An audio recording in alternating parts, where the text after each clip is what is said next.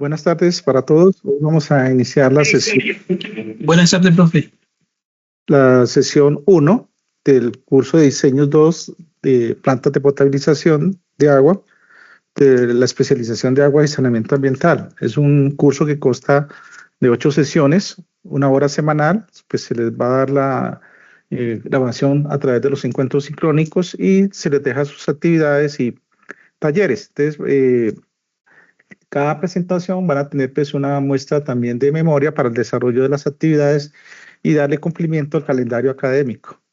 Pues yo les recomiendo un poquito dar cumplimientos a las actividades, por ejemplo, cuando hagan los informes en grupo, subirlos cada uno individual, porque el sistema los va a considerar de aquí en adelante como si no los hubiera entregado. Por ejemplo, hicieron en grupo entre 3, uno solo subió el informe, los otros 2 no lo subieron, entonces vamos a tener esos tipos de inconvenientes.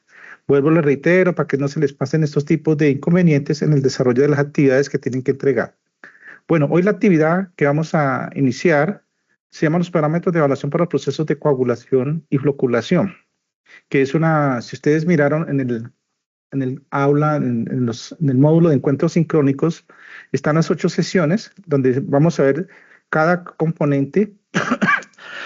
Después vamos a ver diseños de unidades de sedimentación, unidades de floculación, unidades de aireación, la parte de estabilización, ablandamiento, unidades de filtración, unidades en la parte de cloración, manejo de lodos y la parte de lo que es la telemetría, lo que nosotros llamamos los diseños finales que se deben complementar en una planta de agua potable.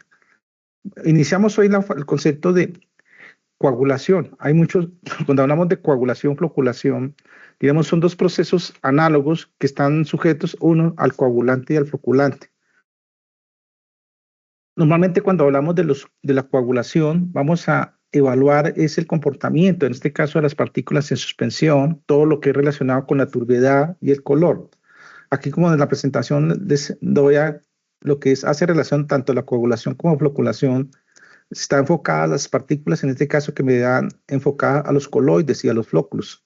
Uno va a ser de una condición de mezcla rápida, otro va a ser de condición de mezcla lenta. La coagulación normalmente se hace en mezcla rápida, todo lo que vimos en el curso de diseños 1, a través de los vertederos, los evaporadores, las canetas Parchal, inclusive los difusores, ¿sí? Todos son, diríamos, y la mezcla lenta, en la parte de floculación, que es la clase, creo que en la sesión 3, vamos a evaluar los tipos de floculadores, cómo analizar un floculador horizontal, un floculador vertical, un Alabama, un helicoidal y de unos helechos porosos. Diríamos que son los 5 más usuales que se emplean dentro de la fase de floculación en una planta de potabilización. Tenemos que también tener en cuenta los contaminantes que se generan, en este caso en el agua. Dice, normalmente cuando hacemos ese proceso de tanto coagulación como floculación, no se aplica para los compuestos orgánicos solubles. Eso ya nos toca ya manejarlo en los filtros, ¿sí? Y miramos también la eliminación de los compuestos organoclorados, más en la parte cuando son aguas para sistemas rurales, donde tenemos agricultura intensiva. Normalmente los procesos de coagulación vamos a evaluar siempre, aquí les puse un esquema, las condiciones del estado, en este caso de la turbidez y el color que nos traen, para mirar cómo es la estabilidad de los coloides. Normalmente en esos procesos de coagulación tenemos que establecer cuánto es la dosis óptima que se requiere para garantizar en este caso una reducción tanto de turbidez como color y mirar tanto dentro de la fase de floculación, llevar unas condiciones apropiadas y aptas para garantizar un buen proceso de filtración. La norma nos dice, cuando llegamos a tanto hagamos un proceso de coagulación y floculación, nos dice que para que sea aceptada y tengamos buenas eficiencias, las turbidades deben llegar menores a 8, inclusive el color se habla de 15 a 20, pero con los ajustes se recomienda que sean menores de 10 o máximo 15 unidades de color para tener un buen proceso de filtración. Normalmente cuando hacemos estos tipos de análisis, es importante conocer cuándo vamos a hacer una mezcla lenta.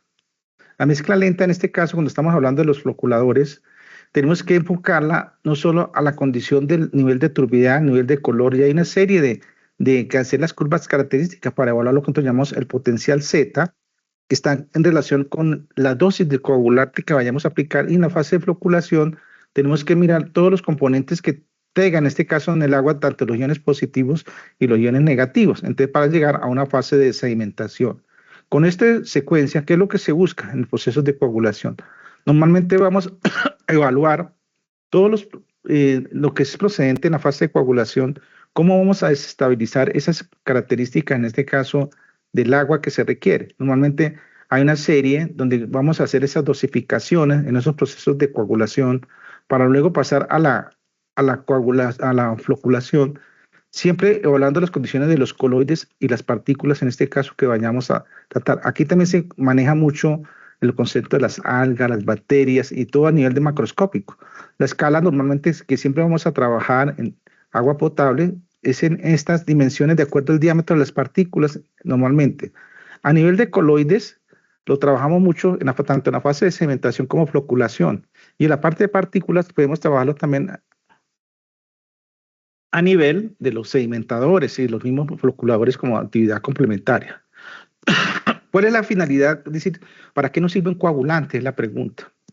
Hay muchos factores normalmente los coagulantes se maneja un concepto en aguas residuales como en aguas crudas, reducir la turbiedad, mira cómo eliminamos los sólidos totales en suspensión, mirar la evaluación de la materia, la carga orgánica, cómo se va a hacer el proceso de sedimentación, miramos las condiciones de color y los coloides que trae el agua, y miraremos también cómo optimizamos, en este caso, en los procesos de filtración, esos procesos.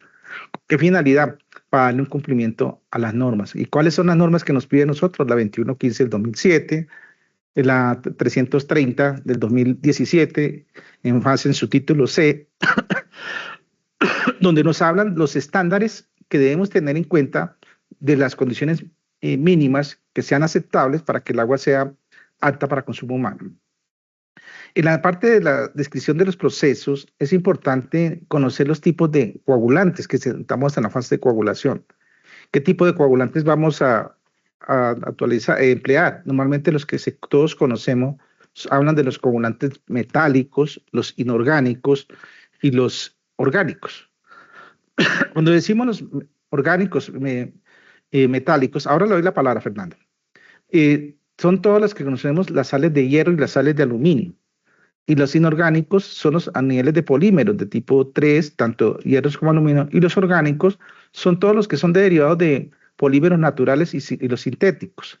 Cuando hacemos esta caracterización, es importante mirar qué tipo de reactivos vamos a tener en los coagulantes. Entonces vamos a decir si son derivados de aluminio, si son derivados de hierro o si son polielectrolitos. Entonces aquí ya ustedes, de pronto los que han tenido la oportunidad de trabajar en una planta o en su formación profesional han tenido la opción de ver cómo se evalúa, en este caso lo que son los procesos unitarios, la parte de potabilización, qué tipo de insumos se requieren, por ejemplo, los derivados de aluminio, que están los sulfatos de aluminio, los aluminatos de sodio, los cloruros de aluminio, los policloruros de aluminio, que son los PAC, los derivados de hierro, en este caso, que son los cloruros férricos, los sulfatos ferrosos, y los polielectrolíticos, que son todos los ayudantes de floculación, que también se les conocen como elementos complementarios que se dan. Ahora sí, Fernando, le escucho, que levantó la mano.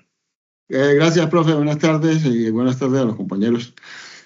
Profe, usted habla del título C, pero ¿es de la resolución 0330 o del RAS 2000? Tengo esa inquietud, profe. No, bueno, cuando hablamos de la resolución 330, ellos nos remiten a los títulos, ¿sí? Los títulos pasaron, inicialmente se hablaba de la resolución del RAS de la 1096 de 2000. Hubo muchas evoluciones, pasó al 2005, al 2010, hasta el 2017, que quedó consolidado en la resolución 330. Los títulos pasaron como decir anexos o digamos fichas técnicas para entender cada proceso que vamos a evaluar, tanto en la parte de acueducto, alcantarillado y aseo, o sea, los tres componentes de los que trabajamos en las empresas prestadoras de servicios públicos que se conocen como la AAA. Entonces, los títulos entran a ser, como decir, un material de apoyo técnico que nos va a servir a los ingenieros para seguir las directrices. Pero si usted lee a veces parágrafos internos o la resolución, a veces nos remiten a esas fichas técnicas y las fichas técnicas son complementos de los títulos que todos conocemos. Inclusive en la parte de introducción de la resolución 330 hace énfasis de los 10 pasos que se deben tener en cuenta para los proyectos de acueducto, alcantarillado y aseo que se deben tener a desarrollar en todas las fases. Ustedes empezamos desde el diagnóstico, la fase de prefactibilidad, factibilidad, diseño, implementación, construcción e interventoría. Eso también está contemplado también en la norma. Y es lo que, en otras palabras, lo que cambió diríamos en otras palabras, el nombre del RAS 2000 pasó a la resolución 330 del 2017. Y el RAS queda como, decir, documentos técnicos de apoyo que le dan, decir, solidez a la resolución. Ese es lo que nos quiere decir a su inquietud que nos está presentando Fernando. Sigamos. Listo, profe, gracias. En los tipos de coagulantes, ustedes de pronto muchos conocemos, aquí les traje unas imágenes, cuáles son las sales de aluminio, las que más empleamos en nuestros acueductos. Está el sulfato de aluminio, el aluminato de sodio y el cloruro de aluminio, diríamos que son los tres más usuales que encontramos. Y a niveles de sales de hierro está el sulfato férrico, el sulfato ferroso y el cloruro férrico. Nomás empleados, o sea, se hablan siempre de sulfato de aluminio, férrico, ferroso y cloruro férrico, que son los más usuales que manejamos acá en Colombia. ¿Por qué les traje muchos estas presentaciones, estas imágenes? Muchos a veces de pronto la experticia, la experiencia no conocemos y a veces, como dicen, me perdona la palabra, nos meten gato por liebre. ¿Sí? Entonces a veces nos pueden meter un cloruro de aluminio de baja calidad o un cloruro férrico, ¿sí? Por, no sé, no se invierte, o una mezcla. Siempre es importante cuando se quieren estos tipos de coagulantes, el proveedor hay que pedirle su certificación de calidad, ¿sí? Que eso es importante, eso ya no lo hace el analista de laboratorio. A la vez también tenemos que tener en cuenta los modificadores de los pH. Cuando hacemos los modificadores de pH, hay muchos que tenemos que aprender, esto lo vamos a ver más adelante en la parte de estabilización y ablandamiento, cómo dosificamos las concentraciones de cal, por ejemplo, para definir los óxidos de calcio, los hidróxidos de calcio, los carbonatos, los hidróxidos de sodio, el gas carbónico, los ácidos sulfúricos y los ácidos clorhídricos, que son todos estos tipos de presentaciones, que viene granular en empaques al vacío, en galones líquidos, o en empaques de polietileno o en plástico. También son las presentaciones que vamos a tratar en la parte como complementos, en este caso de los coagulantes. ¿Por qué es importante el pH? Porque nosotros necesitamos que el coagulante trabaje así como en rangos entre 6,5 y 7,5. Al tener esas condiciones, para nosotros son favorables para tener una buena definición, en este caso del proceso de coagulación. En los factores que tenemos en una coagulación, es importante, tenemos que conocer las características del agua que vamos a tratar en el agua cruda. ¿Qué tipo de coagulante vamos a emplear? Si es una sal de aluminio, una sal de hierro, si es un polímero o es un coagulante orgánico. Hay que tener esos tres tipos de condiciones. Miramos la concentración de coloides, turbidez y color. Esto me lo da el análisis de calidad de agua. ¿Qué nivel de alcalinidad se tiene? pH. El tamaño de partículas, esto también es importante porque cuando se hacen las pruebas de sedimentología, de sedimento, lo que vimos en desarenadores, que vimos los procedimientos, cómo se toma una muestra, cómo se evalúa un caudal sólido y un caudal líquido. Ahí podemos estimar aplicando la curva de arrastre, el CD, que está en función del Reynolds. Tenemos que también considerar la temperatura del agua. Entonces aquí miramos también la concentración de los coloides cuando es alta, de acuerdo a la alcalinidad. Si el sistema es fácil, si es alta concentración de coloides, la alcalinidad en este caso el sistema se complica, y si hay baja concentración, hay alta alcalinidad. Entonces, en este caso vamos a manejar estas tres condiciones, esas cuatro condiciones que son baja concentración de coloides a baja alcalinidad, ¿sí? Baja concentración de coloides a alta alcalinidad, una alta concentración de coloides a baja alcalinidad y una concentración alta de coloides a una alta alcalinidad. Entonces aquí me están diciendo qué tipo de coagulación se van a dar, si sea una formación de precipitado, una formación de barrido o un flow de barrido. Miramos también una absorción de polímeros de acuerdo a la variación del pH. Entonces, con base en esta clasificación que nos da, nos remitimos a la norma. En la norma, en la resolución 330 del 2017, en su artículo 111, me da los conceptos de qué es la coagulación. Dice el diseño, la operación, construcción de la mezcla rápida. Aquí me enfocan más en la mezcla rápida. ¿Por qué se enfoca la mayoría de los procesos de coagulación en mezcla rápida? Para optimizar los insumos, optimizar los procesos.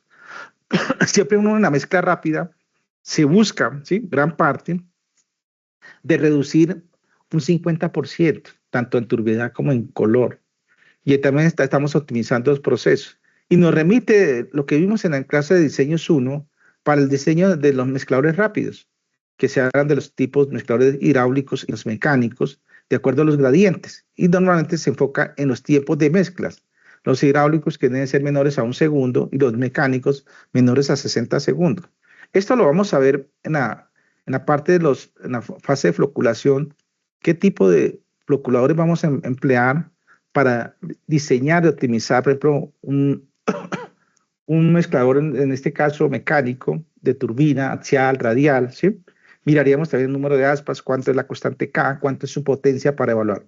Entonces, es importante en esta directriz que nos da la norma, en la 330, y aquí le puse un párrafo, reiterar. Dice que la resolución 330 del 2017 debe dar cumplimiento a los lineamientos del documento COMPES, el 3934 del 2018, Política de Crecimiento Verde, y el COMPES 4004 del 2020, la economía circular en la gestión de servicios de agua potable y manejo de aguas residuales. Por ejemplo, para los profesionales como ustedes que trabajan en este sector en saneamiento básico, aquí la resolución 330 es para nosotros la norma, la directriz, bajo el complemento también de la resolución 799 del 2021. Entonces ya nos están dando, decir, unas directrices que debemos seguir para darle, decir, cumplimiento a todos los conceptos que nosotros hablamos de saneamiento básico, más en agua potable.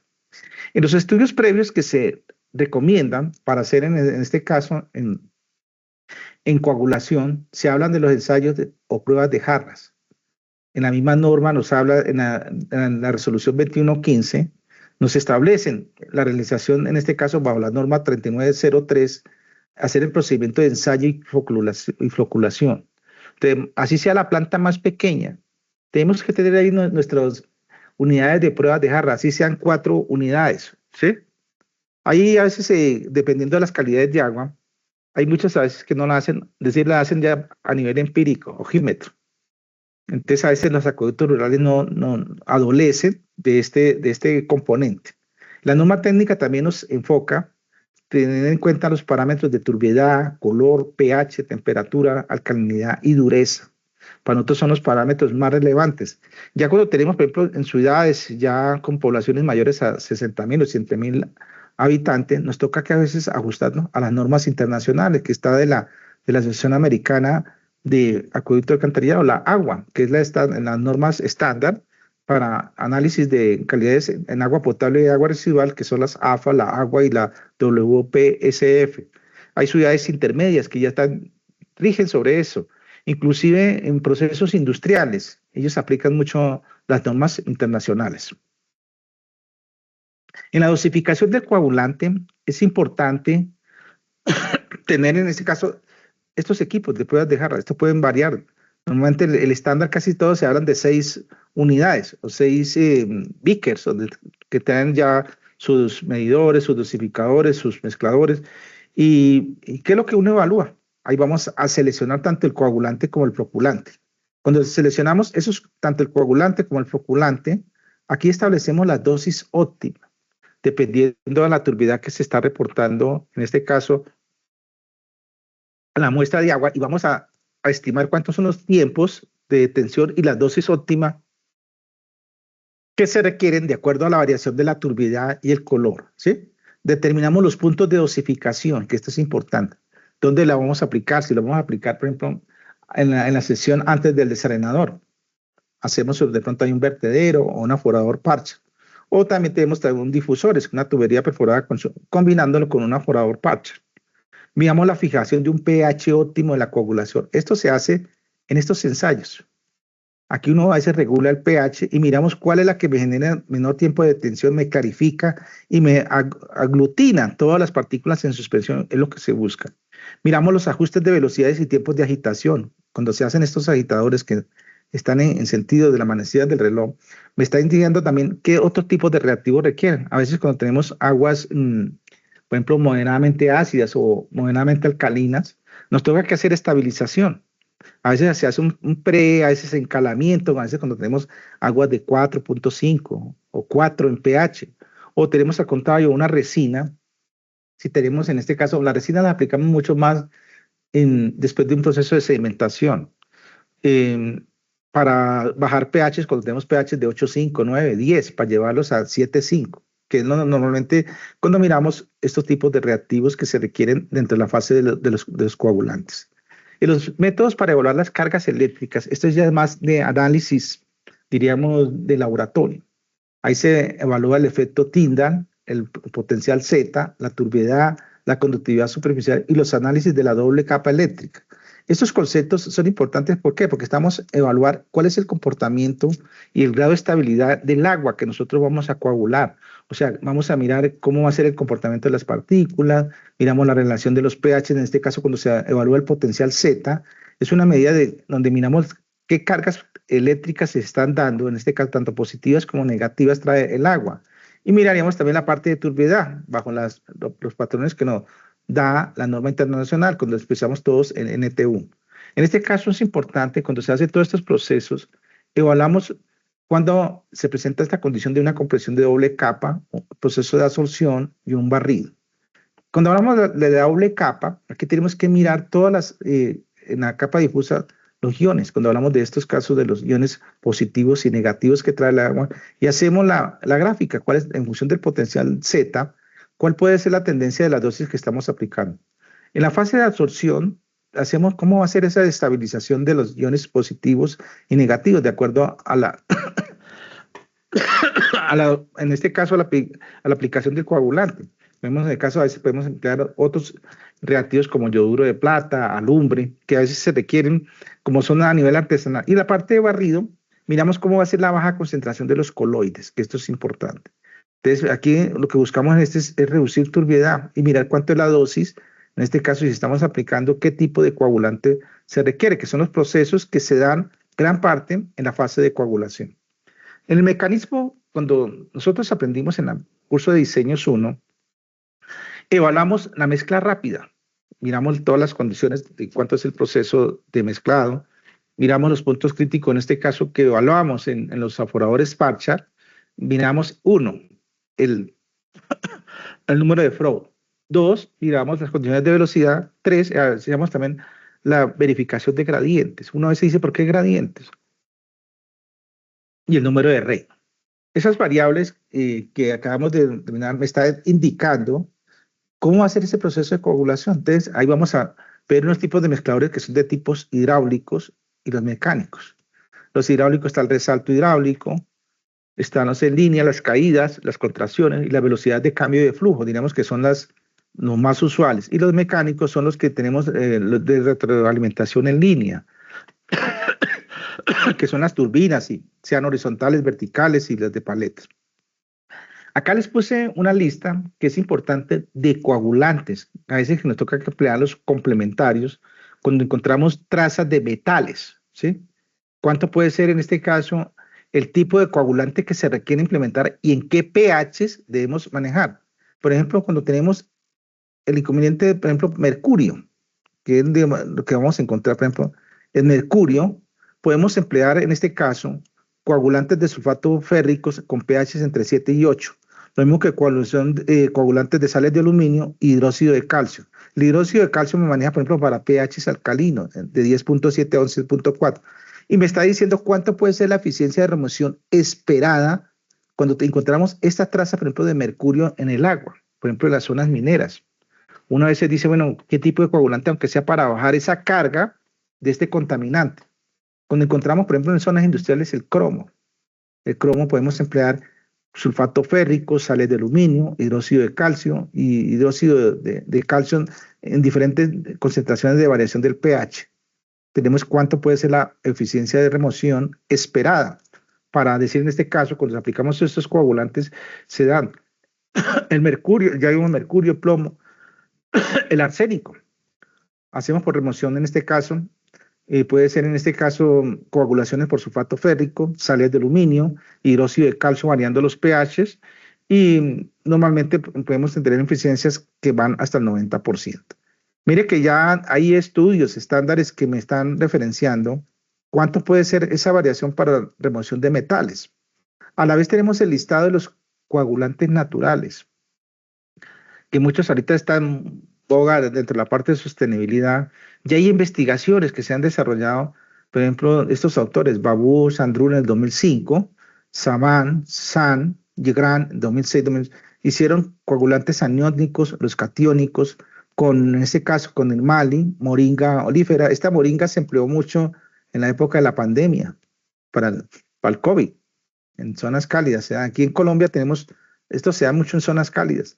Las ceratonias, sequía, las ronias, el Phaseolus vulgaris, que es el otro llama el flujo silvestre o el frijol soya, el Cactus opuntias, que se llama el Cactus arepa, el taninos, en este caso los polímeros básicos, están las acacias, otras variedades de opuntia, los quercus, en este caso que son robles, las moringas olíferas, acacias nimanis. Entonces aquí tenemos un listado y tenemos todos estos autores que están acá mencionados, han hecho investigaciones.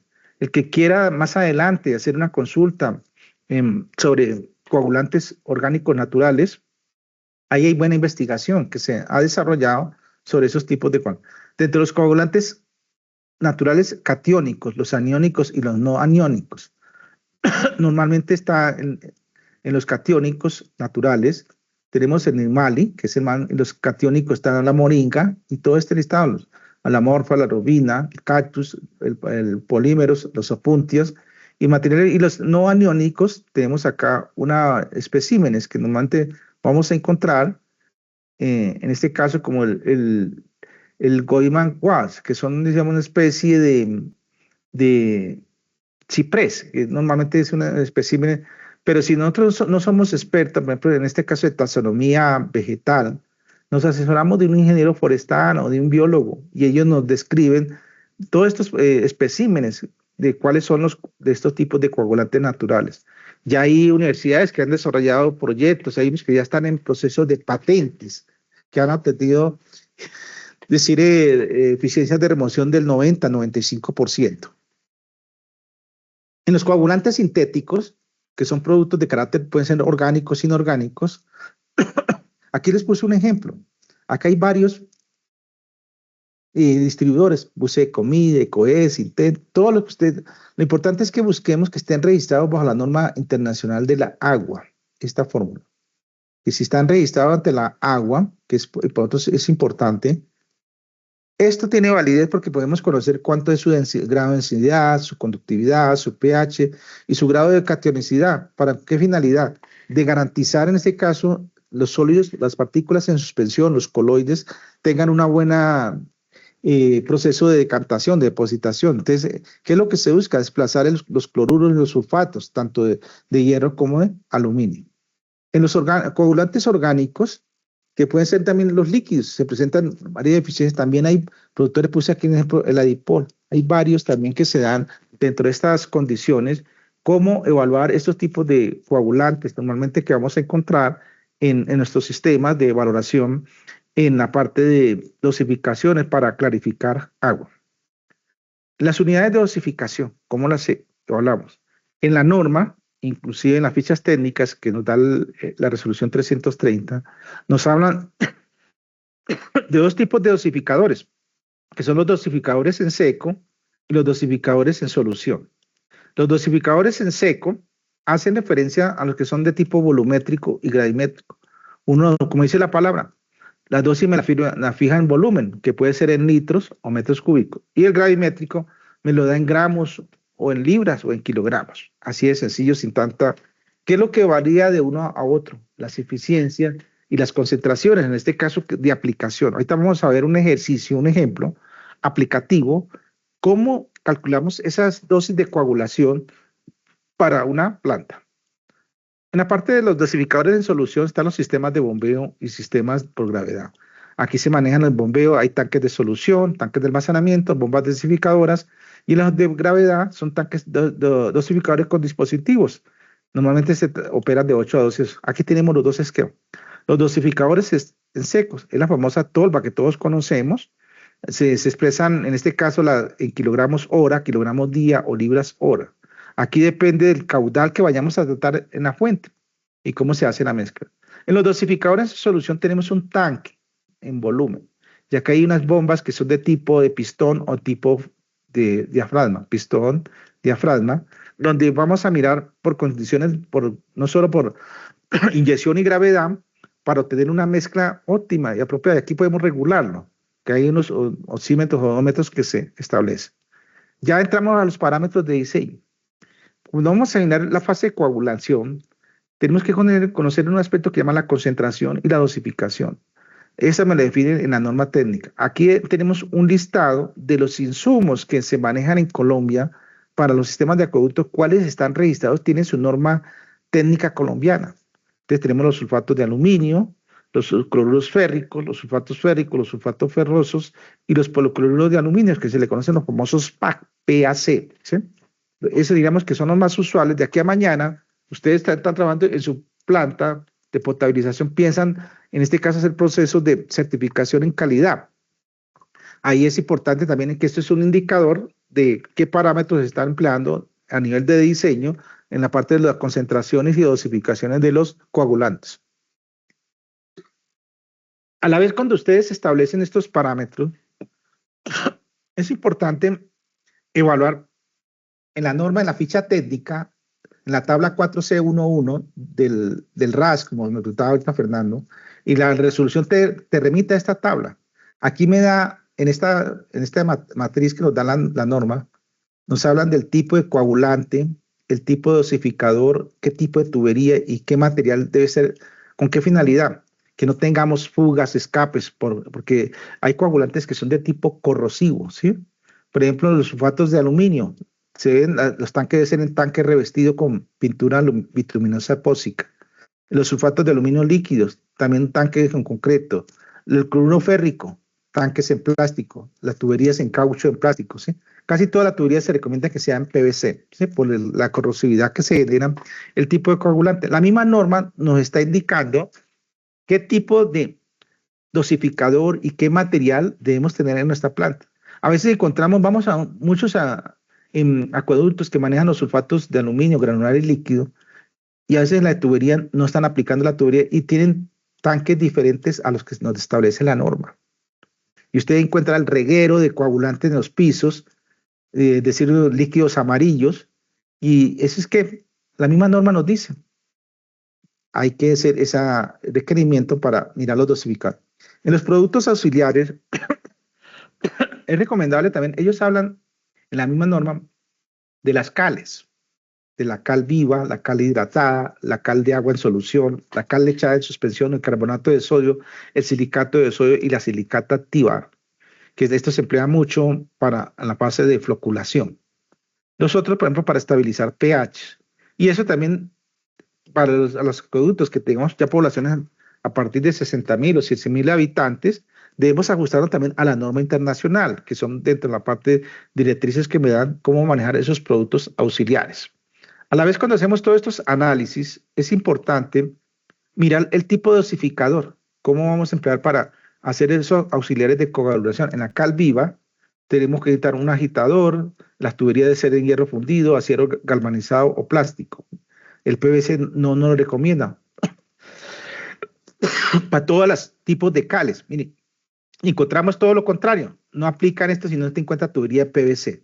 Mire que son cosas que ya la norma es clara. Nos están diciendo que debemos emplear con qué finalidad de no generar procesos de corrosividad, corrosión en esos tipos de unidades de las fases de coagulación. No, que la unidad de coagulación es un tanque, sí, así sea pequeño, pero estamos manejando no solo la parte de cal, sino también los coagulantes.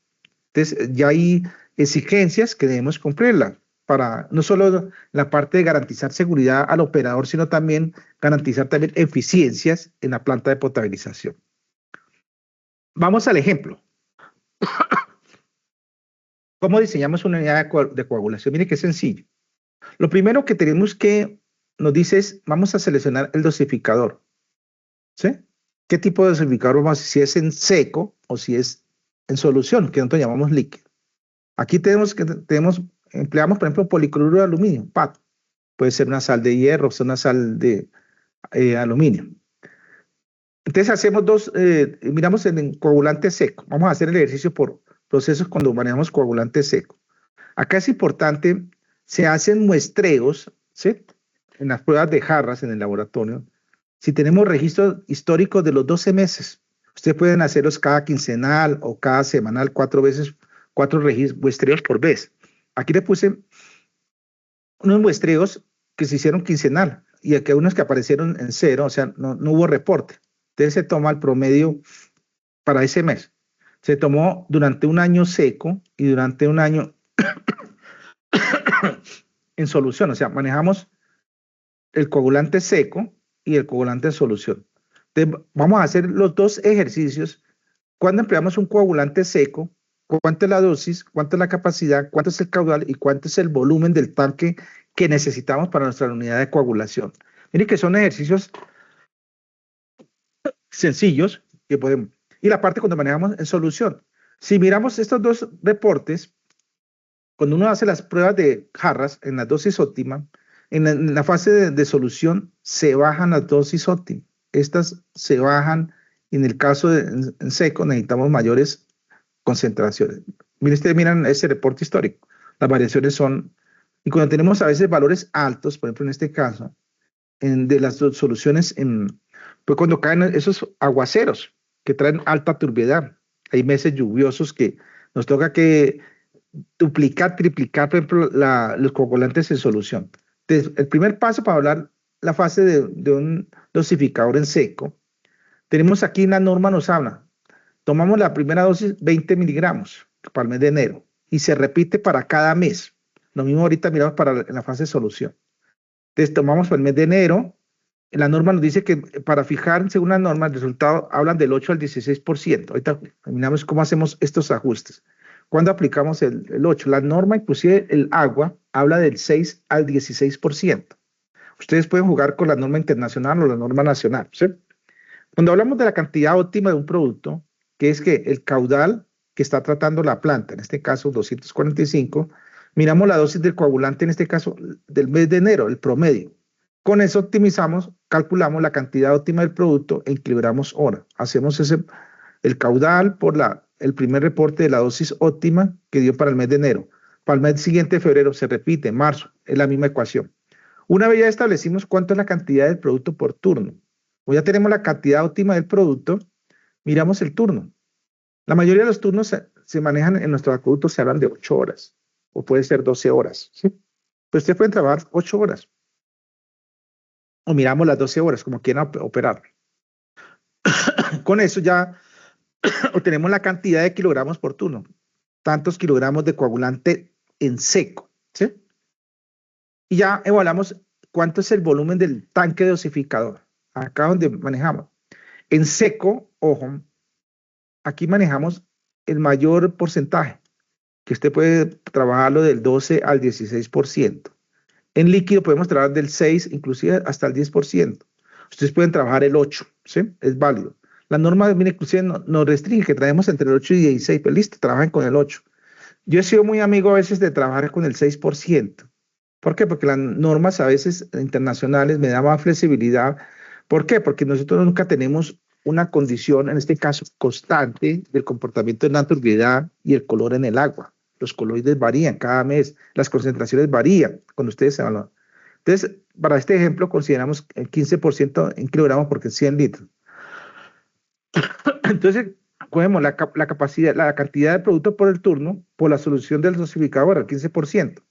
Me da, este es el volumen del tanque, 940 litros. Un tanque de 1000 litros. Eso lo conseguimos en el mercado, ¿sí? El caudal del dosificador, ¿cómo lo calculamos? Con ese caudal lo podemos dividir por turno en 8 horas.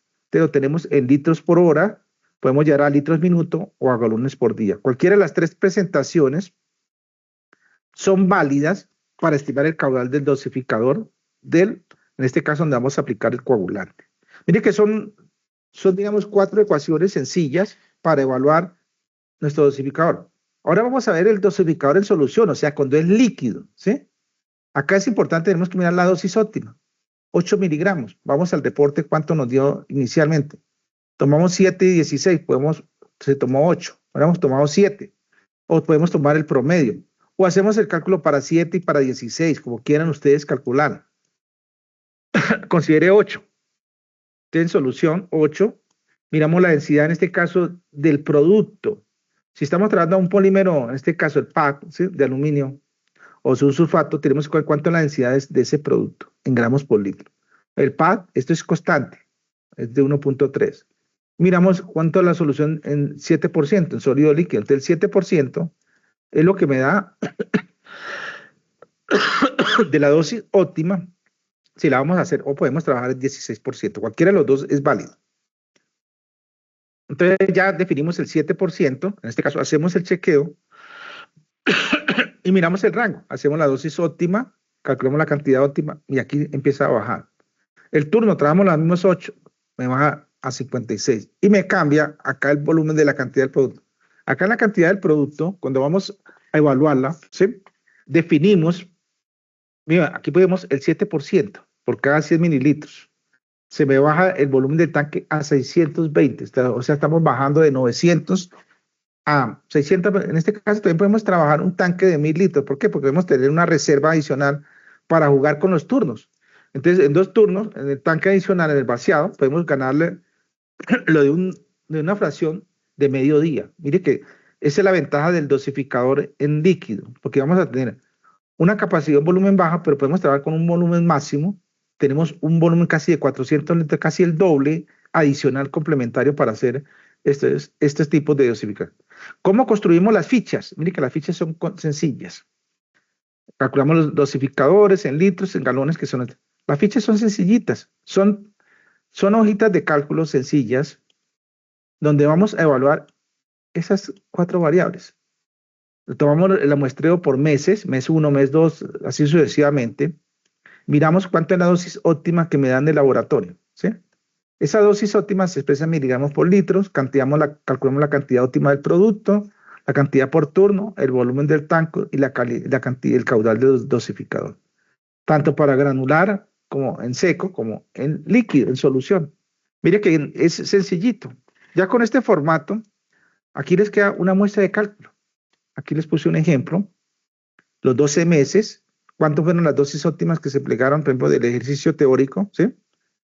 Miramos la cantidad, en este caso óptima calculada.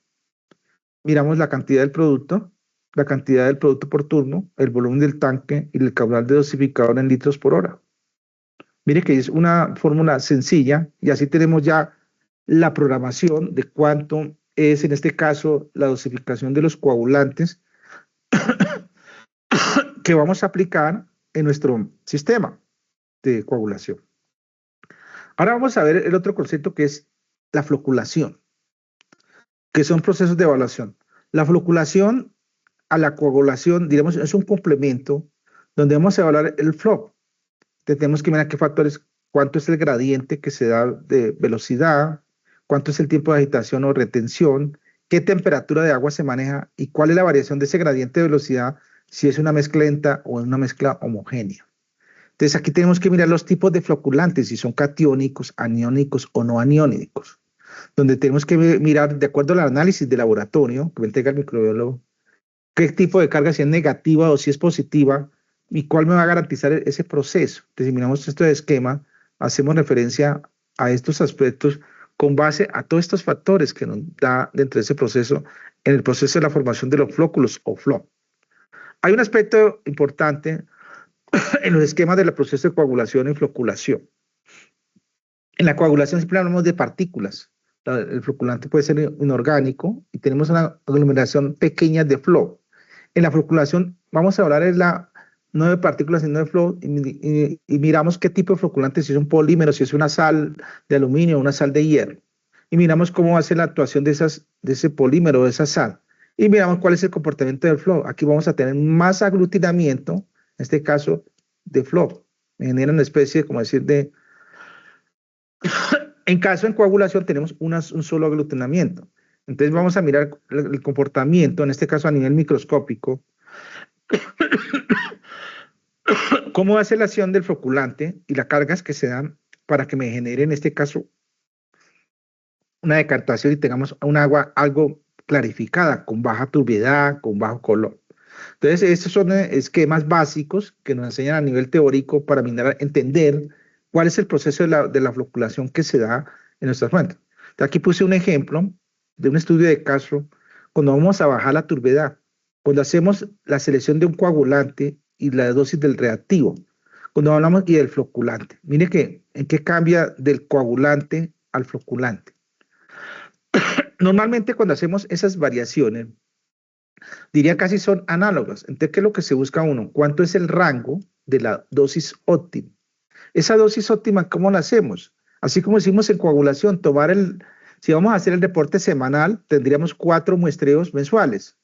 Por 12 serían 48 muestreos. Si tenemos 12 muestreos, o sea, cada 15 días, serían 24 muestreos anuales.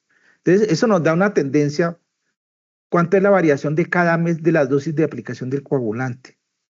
Si es el reactivo, en este caso, en miligramos por litro, ¿cuánto estamos aplicando? 100, 200 o 150 miligramos por litro.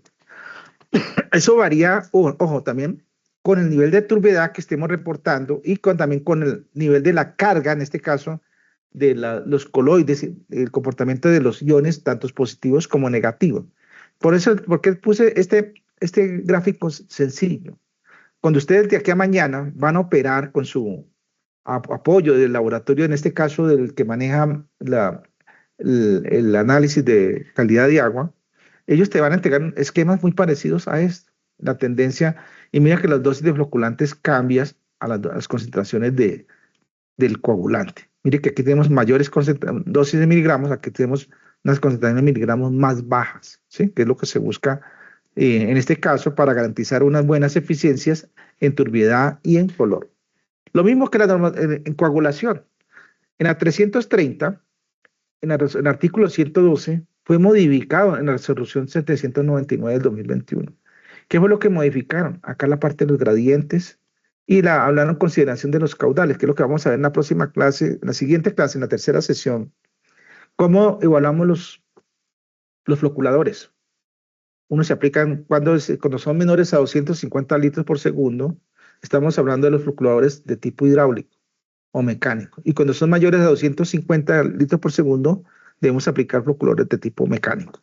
Esto lo vamos a ver con el ajuste que se hizo en la resolución 799 del 2021 sobre los procesos de floculación.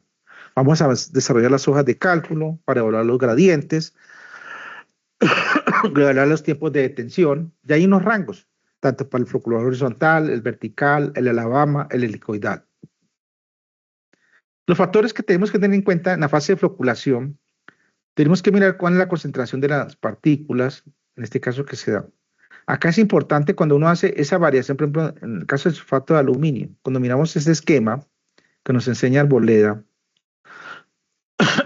es importante, uno dice, cuando manejamos ciertas concentraciones bajas de coagulantes, me da un rango de pH favorable. Pero si queremos ampliar el espectro o el rango del pH, ¿sí? Requerimos de incrementar la dosis de coagulante. Entonces, en este caso, cuando hacemos estos tipos de análisis, están sujetos, uno, al reporte histórico y cuando hacemos las pruebas de jarras, cuál es el comportamiento de esa turbiedad y ese color, y el comportamiento de los coloides. Normalmente cuando tenemos, por ejemplo, presencia de iones por sulfatos,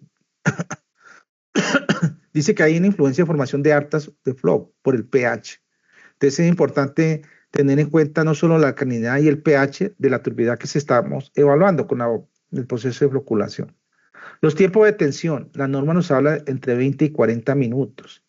Acá es importante otro factor, evaluar la velocidad de sedimentación.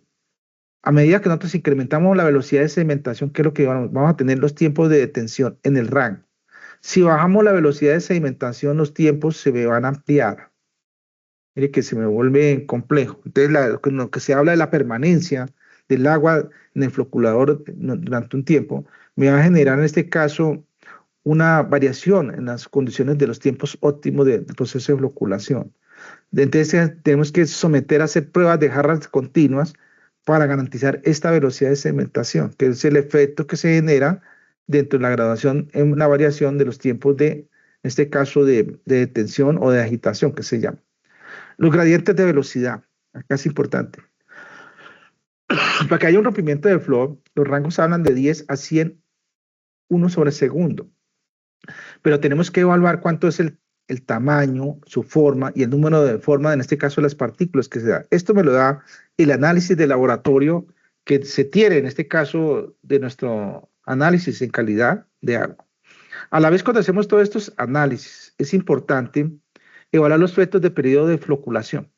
El efecto de periodo de floculación, aquí tenemos, si estamos en el rango, como nos dice la norma, cuando miramos acá en los tiempos de 20 a 40 minutos en este lapsus, tenemos en el efecto de periodo de floculación, tenemos que mirar cuánto es la capacidad del tanque que estamos, y mirar el tipo de floculador que se tenga. Entonces aquí vamos a hablar, de acuerdo al número de comportamientos, cómo va a ser la tendencia de los cortocircuitos. Cuando aprendamos a diseñar ya floculadores horizontales, verticales, aquí normalmente o en Alabama, uno siempre evalúa los gradientes.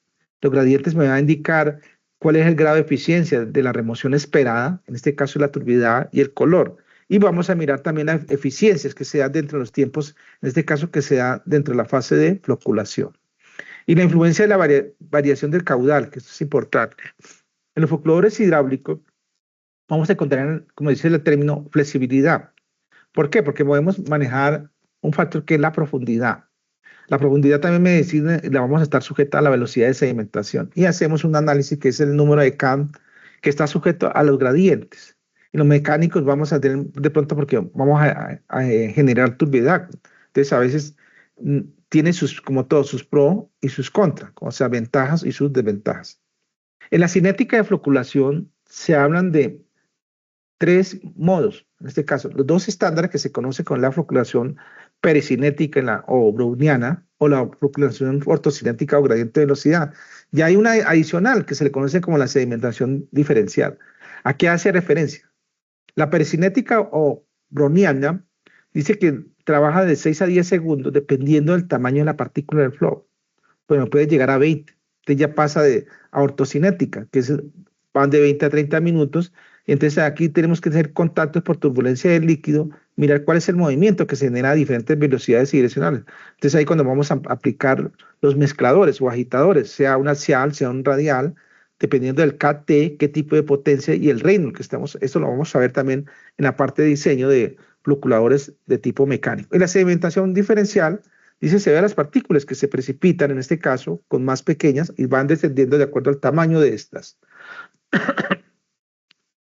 Los floculantes más usados, tenemos las sílices activadas, las arcillas y otros floculantes minerales que pueden ser arenas finas, en polvo, las diatomeas, los clarificantes, en el caso que son los carbonatos de calcio precipitados, entre otros. Pero podemos encontrar también los floculantes minerales, los orgánicos naturales y los de síntesis, orgánicos de síntesis. ¿Cuál es una referencia que a veces se emplean mucho? En este caso, gran parte de los minerales de la sílice activada, que me genera una alcalinidad por el silicato de sodio en solución. En los naturales, pues vemos, hay polímeros, que son los alginatos, que son productos derivados de algas pardas, y los ácidos manonáticos, que son componentes básicos de los alginatos, y los ácidos glucónicos, que son de procesos de oxidación de la combinación, en este caso, de los alginatos y los ácidos manonáticos cuando corregimos pH. Los orgánicos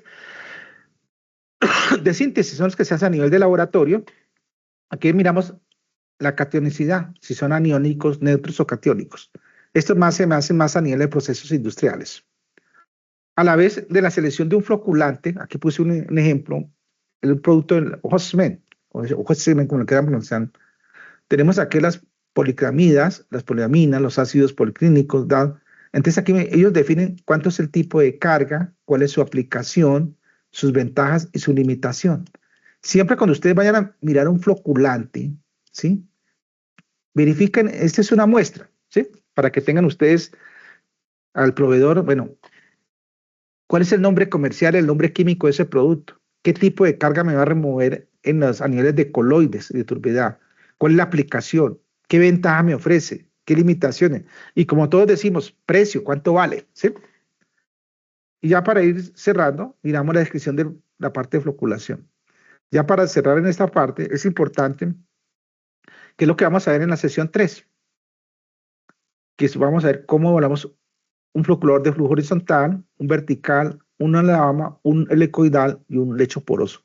Diríamos son los 5 tipos de floculadores que se emplean en agua potable. Entonces ahí vamos a mirar cuáles son los estudios preliminares que se tienen que tener en cuenta, los criterios de diseño, los parámetros, ¿sí? y los estándares que nos piden para evaluar. Y nos piden dentro de la recomendación irnos a las fichas técnicas del RAS y a la vez para la parte de costos. Entonces, esto sería toda la fase, lo que nosotros llamamos de coagulación, floculación, ¿sí? En los sistemas que hablamos de agua potable. Entonces, aquí cerramos ya la presentación de la primera unidad del curso de Diseños 2. Entonces, ya queda el Canvas activado. Yo les voy a dejar las actividades. Vamos a unificar para que queden 2 informes, creo que están en 4. Vamos a unificar 1 y 2, dejarlo en un solo informe, y la actividad 3 y 4 para el otro corte, con sus evaluaciones. No olviden, los informes los van a hacer en grupitos de 3 estudiantes y los suben cada uno. Porque después dicen, no tenemos porque el sistema les habilita, no se los olvide, ingenieros. Entonces, ya por último, les agradezco la asistencia y buena tarde para todos. Sí, Carol, la escucho. Hola, profe, buenas noches. Profe, es que nosotros hemos trabajado nuestro grupo desde el semestre pasado y somos un grupo de 5, entonces siempre hemos trabajado de esa manera y pues cada uno pues da su aporte y pues... Estamos de acuerdo, Carol, pues vamos a ver cuántos están inscritos. Creo que aparecen, sí, se profe, redujo el número. Te quedaría mejor porque somos muchos. Profe, y otra cosita, en cuanto al taller, existe la posibilidad, digamos, es para de hoy en 8, ¿se puede aplazar 1 o 2 días? Sí, lo podemos hacer, no hay problema por eso. Déjeme, yo miro eso, yo miro las fechas y todo, ¿sí? Listo, profe, muchas gracias. Bueno, quedamos así. Tarea mía, darles prórroga para 2 o 3 días de la tarea 1. Y ya tienen, yo en el transcurso por ahí en 1 hora, 2 horas, el sistema te habilita, queda la clase grabada y les queda la presentación para que vayan formulando ya sus informes. Te le agradezco, buena tarde para todos y buena noche. Gracias, profe. Muchas gracias, profe. Hasta luego. Gracias, profe.